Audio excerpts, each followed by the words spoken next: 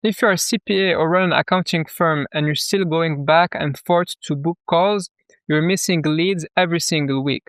I build AI phone agents for accountants and small businesses in the US, and I've already deployed more than 55 of these in production. In this video, I'll walk you step by step from I have a phone number and a calendar to a live AI agent that can answer prospects, qualifies, and then book calls on autopilot on call.com using RetellAI, whether it is for your own CPA firm or if you want to sell this as a done-for-you service. And here's the first key metric for you. Setting up an AI system for automatic appointment setting will boost your positive Google reviews by 21%. I'll show you the script and the exact configuration that you'll be able to download for free. So let's get into it. First, let's see how the end result looks like. Hello, this is Alex, an AI assistant for Johan Tax and Accounting. How can I help you? Hey there, I would like to start delegating my bookkeeping for my plumbing business. Absolutely, we can help with that. Can I get your name, please? Yeah, sure. My name is Josh. Thanks, Josh. What's the best phone number to reach you? It's 123-456-7890. Got it. 123-456-7890. And what's your email address, Josh? It's hello@neurafirst.com. It's spelled neurafirst.com. Thank you. So, just to confirm, your email is hello@neurafirst.com, right? And is there anything specific you want help with in your bookkeeping, or are you looking for full service support? No, just my bookkeeping because before that I was doing that on myself, but I want to start getting help from a professional firm. Makes total sense. Bookkeeping can be a lot to juggle on your own. Is there any deadline or urgent need we should know about, or are you just looking to get started soon? No deadline. Perfect. Thanks for clarifying. Would you prefer a phone consultation, video meeting, or an in person appointment at our Manhattan office to get started? Video meeting is fine. Great, a video meeting it is. Let me check which time slots are available for you. One moment, please. We have open video meeting slots tomorrow from 9 a.m. to 8 p.m., or on April 2nd and 3rd from 10 a.m. to 7 p.m. What day and time works best for you? How about April 2nd at 11 a.m., please? You got it. I'll book your video meeting for April 2nd at 11 a.m. Is there anything else you'd like to mention or ask before we wrap up?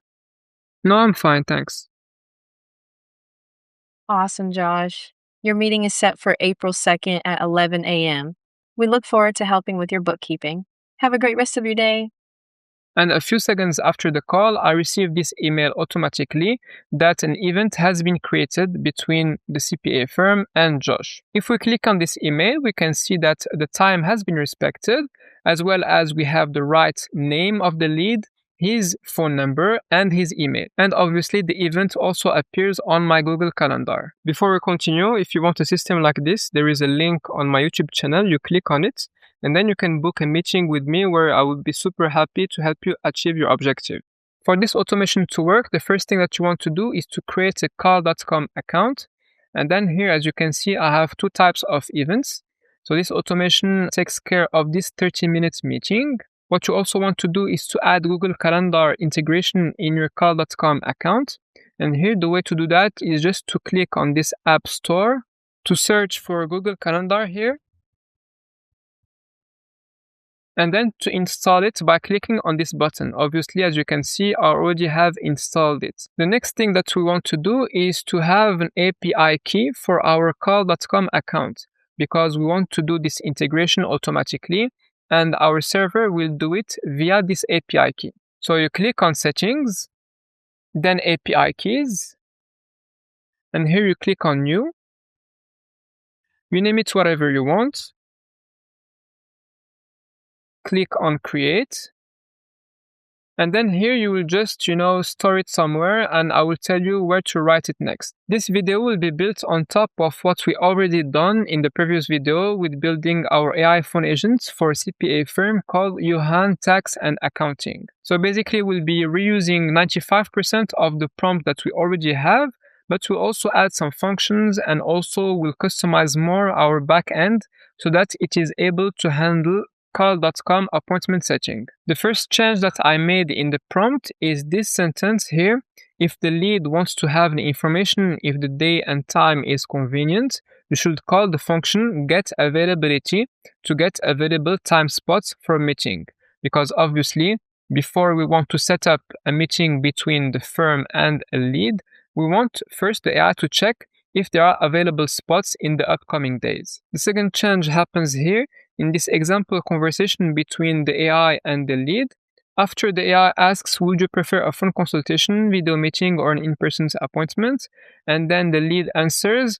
Here, it will just check the availability by saying, let me check in our calendar which time slots are available for meetings. And then here I say, call getAvailability function. Then obviously we need to add this function inside of our agents. So you will click here, and then you will click on add custom function. Here you should call it getAvailability. And then for the description, it doesn't matter really because it does not play any role on how this function will be called. So here I just wrote function to check the available time spot for meeting. The type of API get point should be set to get. And for now, this you should either leave it as empty, or you can write example.com/check available spots. And afterwards, I will tell you exactly what to write here.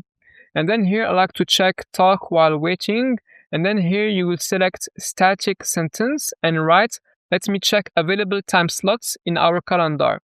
Because if we don't check this function calling will be made, but the AI will not speak. So it will sound just awkward, So it's better for a natural conversation to have this enabled.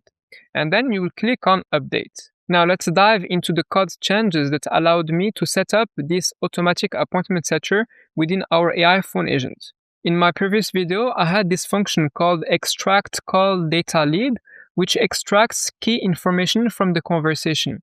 And it used to extract phone, email, name, and so on. But more importantly, it's also used to extract preference of day and time.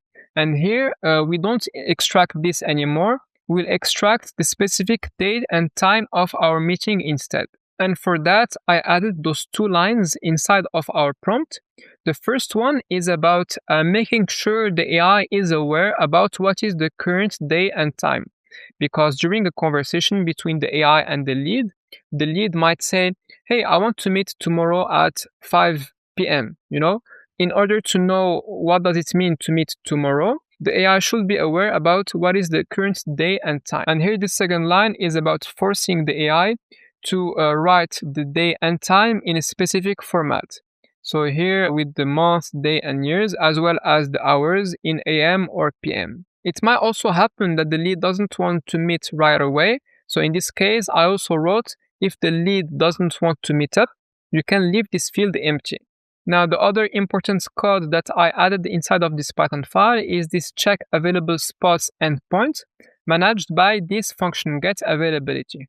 And here, if I go back to our RetellAI agent, when I click on the functions, and then here, as you can see, we have check available spots.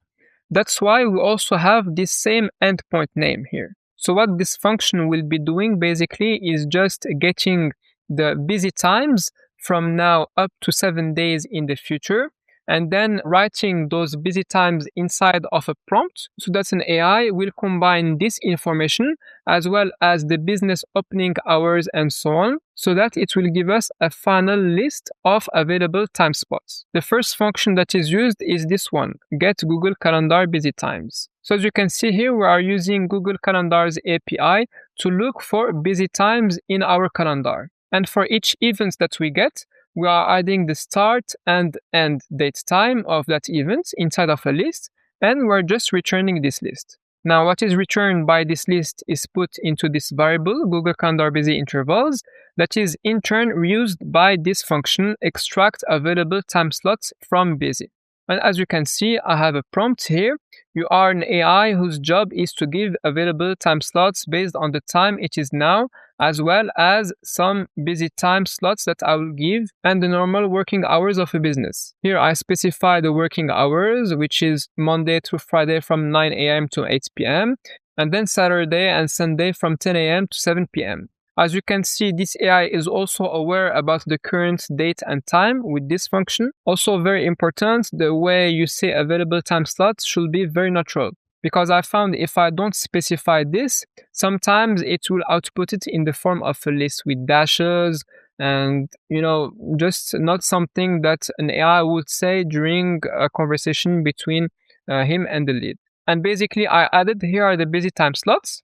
And then for every one that we got earlier, we just add it inside of our prompt. Also, one very important detail, the day and time that you get from Google Calendar are in UTC time. However, the client might be working in Eastern time or Pacific time and so on and so forth. That's why we need to convert those busy times into the local time. That's why here I have this function convert date time zone, where it is using the input date to convert, the input time zone, and the output time zone. And then finally, from our function extract available time slots from busy, we are getting an answer from OpenAI, and then we are returning it as an output. And basically, this answer will be said by your AI phone agent within the conversation. Now, the other things that I changed inside this AI phone agent is what happens inside of this notify manager endpoint. Basically, here, the AI phone agent will not book a call during the conversation, but will do it right after, once we hit our webhook. And it will do that only if this is a lead, because if it is already a client, we want to make the existing clients feel special, and we don't want an AI to book calls with existing clients. That's why here I have this condition. If the day and time meeting inside the conversation is not empty, it means that the lead agreed on a day and time for a meeting. First, what we do is to get the start day and time, as well as the name of the lead, his phone number, his email. And then I also have a print here just for debugging purposes. Once we have all of this information, we use a function called bookCall.com event, which is the one that actually makes the booking in call.com. Basically, it is following call.com documentation about their API. And what we do is that we are calling this endpoint, api.call.com/v2/bookings. For the payload, it needs first a start parameter, which is the start day and time of our event, and then some information about the attendee. Here, his name, the time zone, his phone number, and then his email. We also want to specify an event type ID.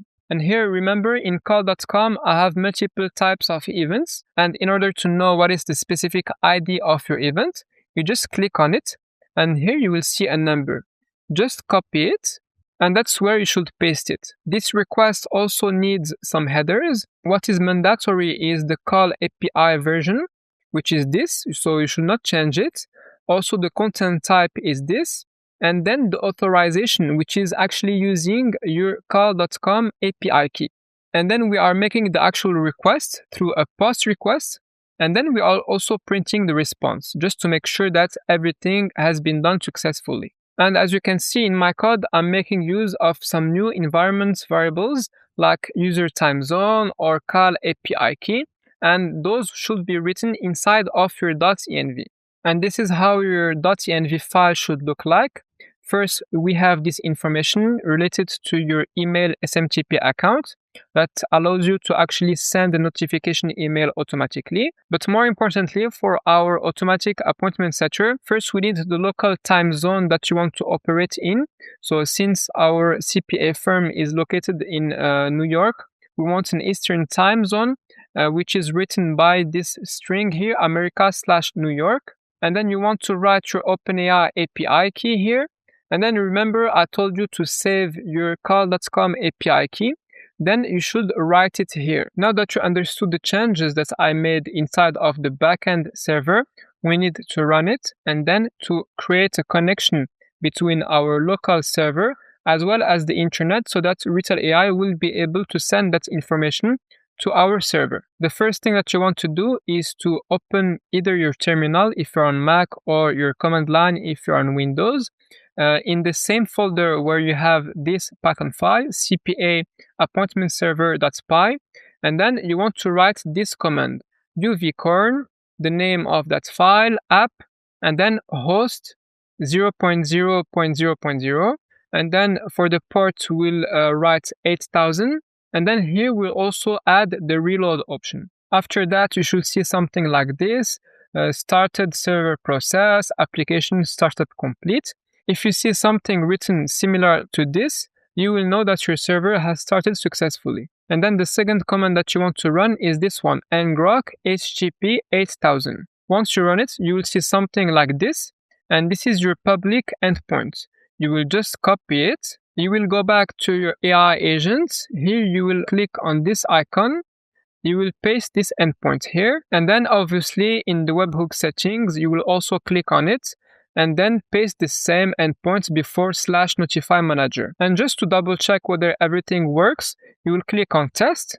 And then here you should see test webhook sent successfully. So this was it, guys, about this video. I hope you enjoyed it and you learned something. Feel free to download the code enabled to reproduce this. And if you don't understand something, make sure to comment down below in the video. Cheers, guys.